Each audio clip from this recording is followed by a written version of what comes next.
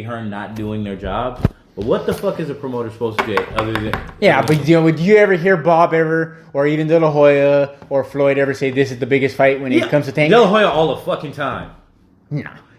Really? He never says... Did you not just hear him say not like 6 months ago that Virgil Ortiz is the best 147 pounder he's seen?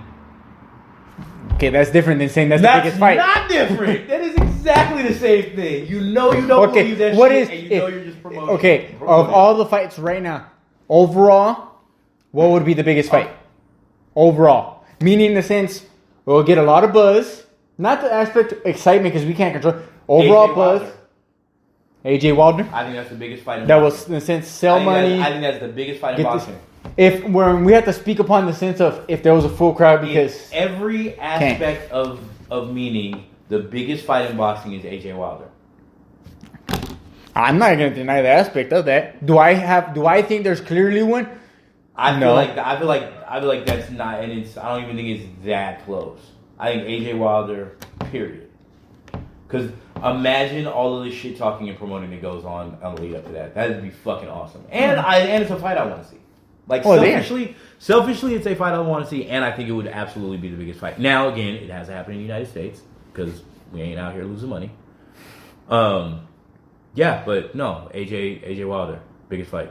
I don't think the Tank one's the biggest fight, though. That's Tank's biggest fight that he could get, though. Right there, I think. That or Teofimo Lopez. Because the aspect Teofimo Lopez has the belts. I think Lopez may actually potentially be worth more money. It could be. But I think because what Ryan brings because I feel like ESPN is going to jump behind that and like really promote. Like ESPN is going to do what Bob Arum should be doing for his fighters,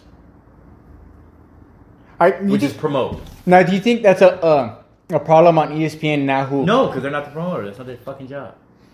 But they're the ones who make money off the aspect of that too. Yeah, but that's not their fucking job. They're not the promoter. Look, here's the thing. They should absolutely advertise.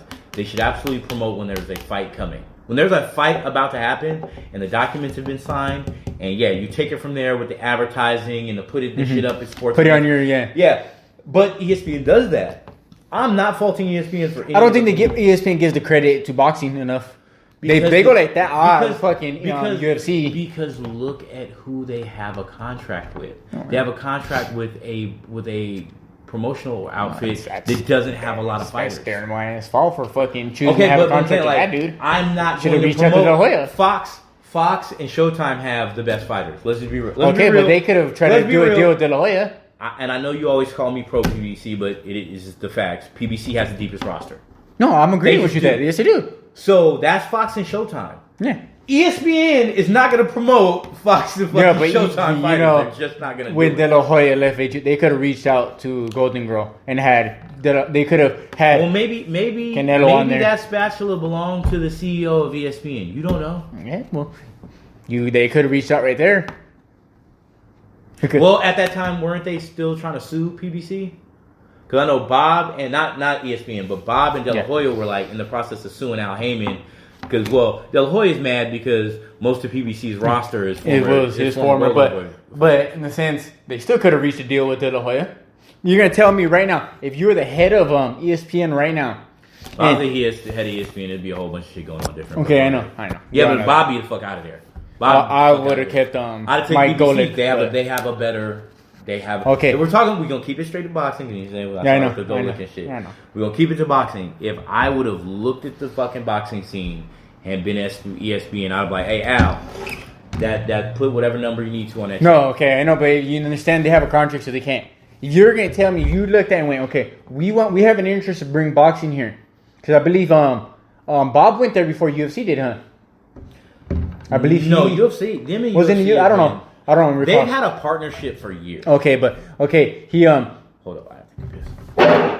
32 ounces of mountain. All right, you're okay. If you're the head right now of ESPN and you want to bring boxing, you're gonna tell me, okay, you look at Bob and then you look at De La Hoya. You're gonna tell me you wouldn't maybe prefer going after De La Hoya? Because when they first got Bob, he did not have Fury. No.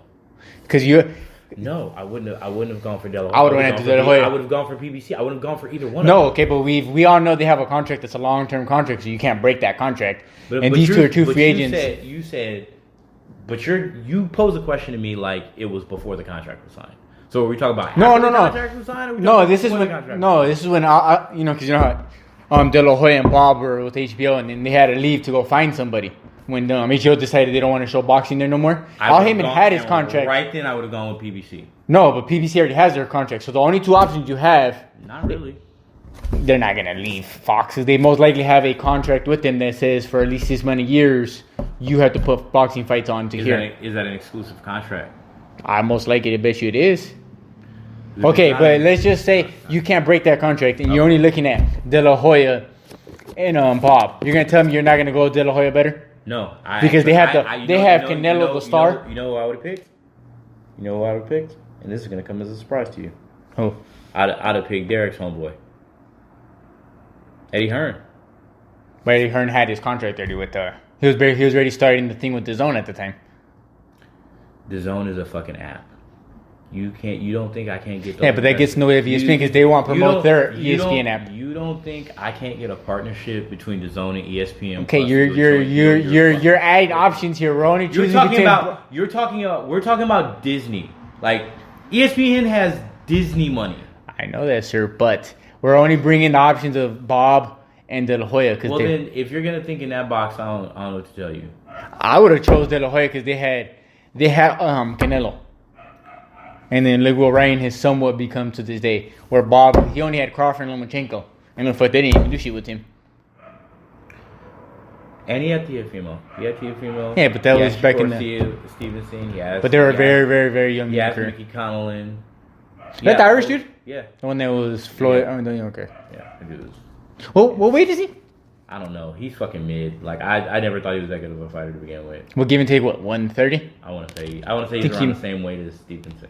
Oh, okay. Like maybe a little bigger.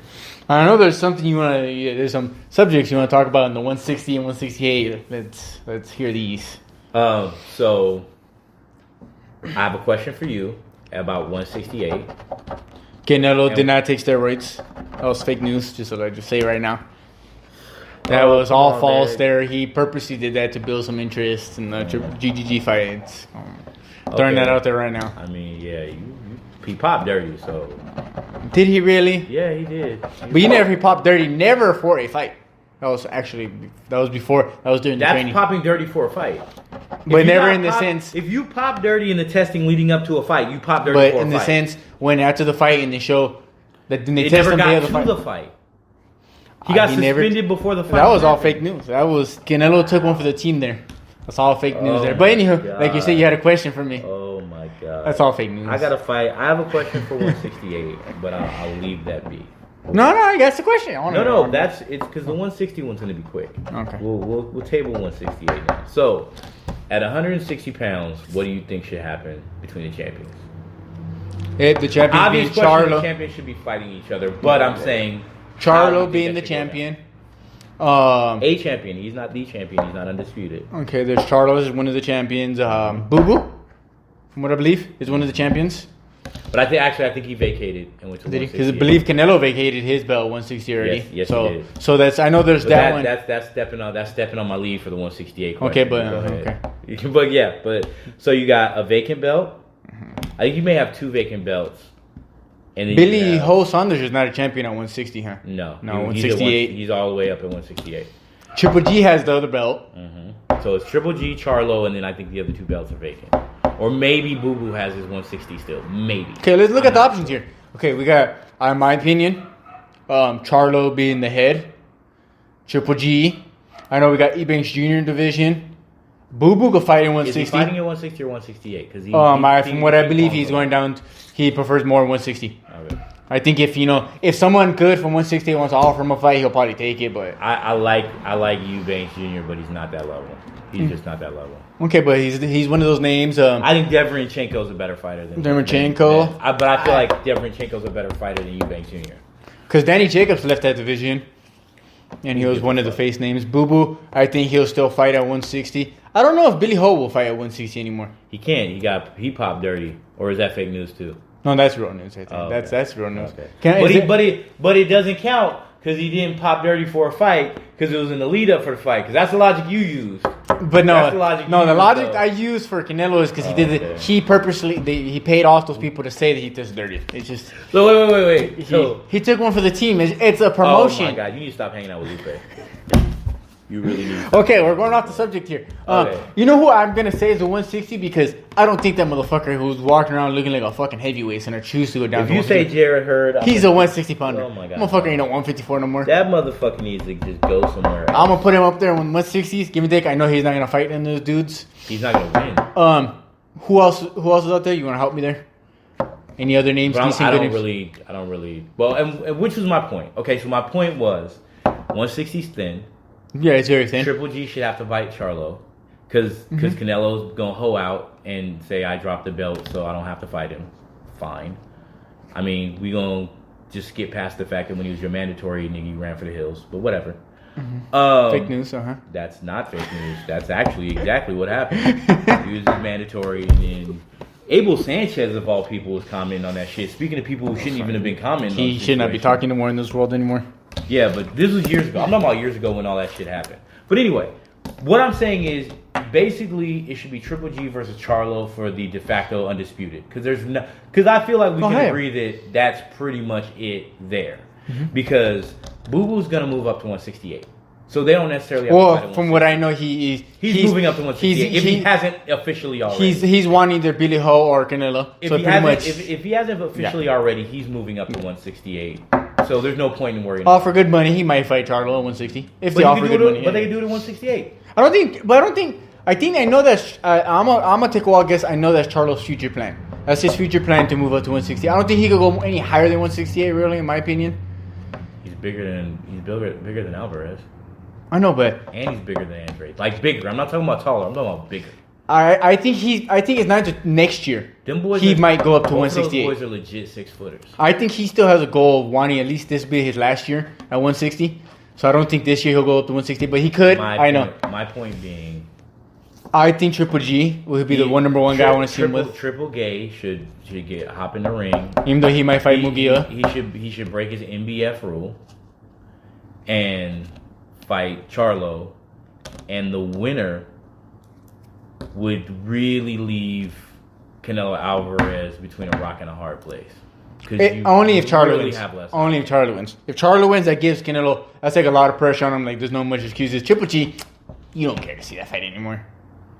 I don't think if he beats Charlo, then out of respect, if he beats Charlo, then he has a right to ask for the Canelo Alvarez fight.